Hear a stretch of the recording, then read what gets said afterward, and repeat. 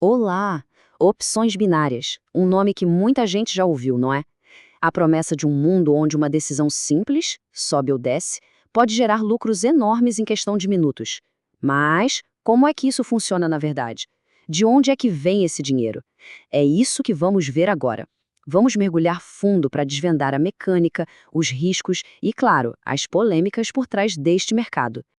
A grande promessa aqui, o que atrai tanta gente, é a aparente simplicidade, certo? Um investimento que se resume a, bem, duas escolhas. Mas a pergunta que fica no ar é: será que é assim tão simples mesmo?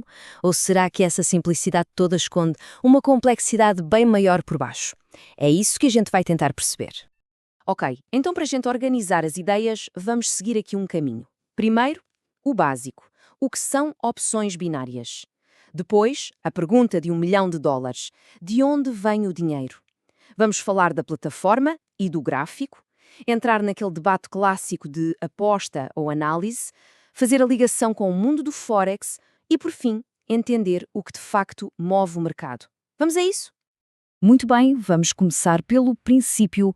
O que são, afinal, as opções binárias? Qual é a mecânica por trás desta escolha? Olha, o próprio nome já nos dá uma pista enorme, não é? Opções, porque se trata do direito de fazer uma escolha, não da obrigação, e binárias, bem, porque só há dois resultados possíveis, ou o preço sobe ou o preço desce. Não há meio termo, é um ou outro. Certo. E na prática, como é que uma operação acontece? É um processo super direto em 4 passos. Primeiro, escolhe-se um ativo, por exemplo, o par de moedas euro-dólar. Segundo, define-se um tempo para a operação, que pode ser curtíssimo, tipo 1 minuto. Terceiro, e aqui está o ponto-chave, faz-se a previsão. O preço vai subir ou descer nesse minuto. E quarto, o resultado. Se a previsão estiver certa, ótimo, entra um lucro já combinado. Se estiver errada, perde-se o capital investido naquela operação.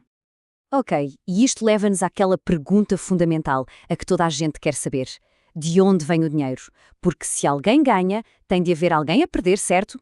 Então vamos lá seguir o rastro deste capital.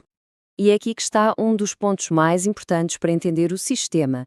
Existe uma assimetria, uma diferença. Quem ganha pode lucrar, sei lá, até uns 98% do que investiu, mas quem perde, perde 100%. É essa pequena diferença que faz o modelo de negócio da corretora funcionar e que, no fundo, define as regras do jogo. Essa percentagem de lucro que quem acerta recebe tem um nome técnico. É o payout. Então, se o payout estiver, por exemplo, em 85%, significa que numa operação vitoriosa o lucro é de 85%. E os outros 15%, aqueles que faltam para chegar aos 100% que a outra pessoa perdeu? Bom, essa é a comissão que fica para a corretora. Então, resumindo a história toda, o dinheiro não aparece do nada. É uma transferência. O capital de quem erra a previsão serve para pagar duas coisas: o lucro de quem acertou e a comissão da corretora. E se por acaso houver um desequilíbrio, é aí que entram os chamados market makers. São grandes instituições que garantem a liquidez, ou seja, garantem que há sempre dinheiro para pagar quem ganha, assumindo esse risco. Certo, a questão do dinheiro está mais clara, mas e a ferramenta principal de trabalho, o gráfico? De onde é que vêm aqueles dados todos? E a pergunta mais importante de todas, dá para confiar neles? E esta é talvez a maior dúvida, o maior medo de quem está a começar. A lógica é: se a corretora ganha quando alguém perde, não haveria um incentivo enorme para ela manipular o gráfico para que mais gente perca? É uma pergunta perfeitamente válida. Bem, a resposta que os especialistas dão para isso está na origem dos dados. A ideia é que o gráfico que aparece na plataforma não é da corretora. Na verdade, ele é um espelho, um reflexo em tempo real do que está a acontecer no mercado Forex, o mercado global de moedas. E se é assim, ele é universal. Em teoria, uma única corretora não teria como o alterar. E a prova dos 9, segundo este argumento, é que a movimentação é, como diz aqui, exatamente igual. A sugestão é fazer o teste, abrir o gráfico da corretora e, ao lado, abrir o de uma plataforma independente como o TradingView. A expectativa é que os movimentos do preço sejam idênticos, o que comprovaria a sua autenticidade. E tudo isto nos leva, inevitavelmente, ao debate mais quente de todos. Com base no que vimos até agora, opções binárias é uma forma de análise de mercado ou é só uma aposta, talvez um pouco mais sofisticada. Os argumentos são fortes de ambos os lados, vamos ser honestos. De um lado, quem diz que é uma aposta foca-se na estrutura. Só há 2 opções, o resultado é super rápido e o risco de perder tudo é real. Do outro lado, quem defende que é análise, argumenta que por trás da decisão de sobe ou desce, existe o uso de análise técnica para prever o movimento, tal como se faz noutros mercados. A defesa desta ideia de que é uma análise apoia-se num conceito central. No fundo, é o mesmo que noutros mercados. É sobre arriscar capital com base numa previsão feita a partir de uma análise do movimento de um ativo. O formato pode ser diferente, mais rápido, mas a lógica por trás, argumenta-se, é a mesma. Ok, mas se estamos a falar de análise, é preciso entender o que se está a analisar, certo? E isso leva-nos ao gigante que está por trás de tudo isto, o mercado Forex.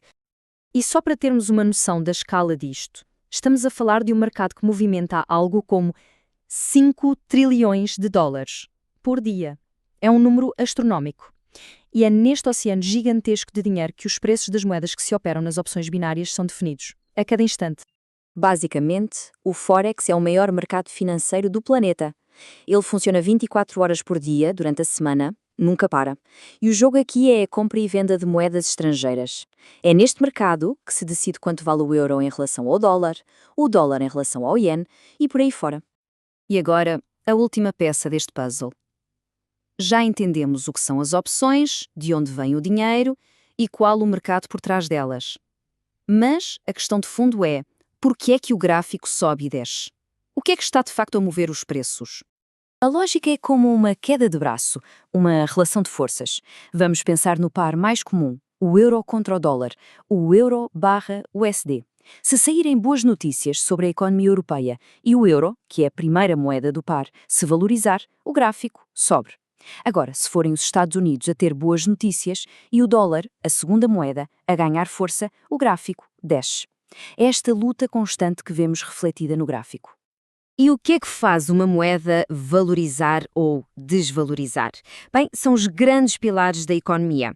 Coisas como a lei da oferta e da procura, claro, as taxas de inflação e, talvez o mais importante de tudo, a perspectiva geral sobre a saúde económica de um país. A regra geral é economia forte, moeda forte.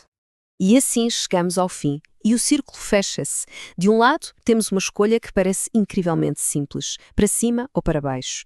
Mas do outro lado, essa escolha está ligada a toda a complexidade, a toda a imprevisibilidade do mercado financeiro global. E a grande questão que fica no ar, e que no fundo define tudo neste mundo, é esta. Onde é que se encontra o equilíbrio entre a simplicidade de um clique e a enorme complexidade que uma análise a sério exige?